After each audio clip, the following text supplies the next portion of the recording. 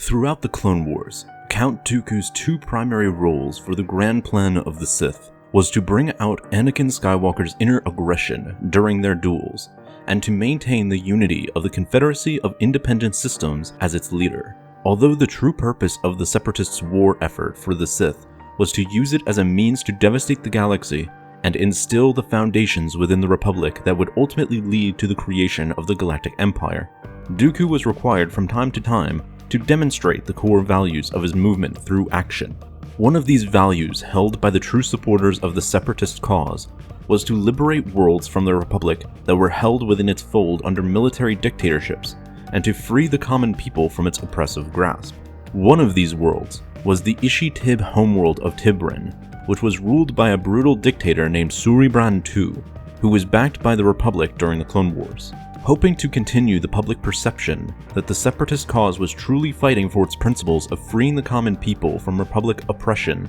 and maintain support from his countless supporters, Dooku helped aid the growing revolution on Tibren with his Separatist resources. Once Suri-Bran II was backed into a corner by the pro-Separatist rebels of his planet, the dictator was forced to welcome Count Dooku within his palace for negotiations. Dooku arrived as was expected of him, alongside his small posse of dark acolytes, who were former Jedi that had joined the Separatists, believing in its cause and struggle against the Republic, with exception of Quinlan Vos, who had infiltrated the group and was serving as an undercover agent. Nonetheless, once the meeting with Dooku began, the only thing Suri-Bran II was concerned with was saving his own skin. He attempted to reason with the Separatist leader, stating how he was more than happy to continue his brutal reign in support for the Confederacy of Independent Systems. Dooku asked what his dark acolytes thought, with one saying how it would be practical to allow the man to continue ruling the planet, since it would cause less chaos within the government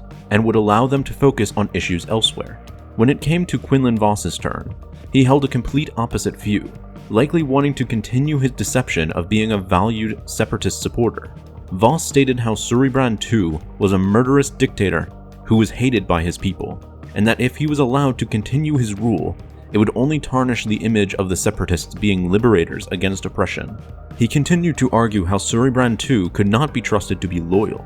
due to how quickly he turned on the Republic the moment it suited him. Upon hearing Vos, Dooku came to challenge and test his most recent acolyte's loyalty, stating that if he could really trust Vos, seeing how he had betrayed the Republic. Vos responded by saying he viewed the Republic as corrupt and a system that needed to be replaced, and that, like Dooku, he was still a Jedi, since he was fighting for a righteous cause. Also, as a side note, Dooku was still viewed as a Jedi by much of the galaxy, with only a small handful truly knowing him as a Sith Lord, which again, only served Palpatine, who used it as another way to tarnish the Jedi Order's reputation. Nonetheless, Dooku liked the answer he heard from Vos, and he came to kill Suri-Bran II by decapitating the dictator with his lightsaber. He then ordered his other acolytes to take control of the government, ordering them to kill all the high-ranking officials along with their families. Suri-Bran II's head was later placed on a pike in the public for the people to see.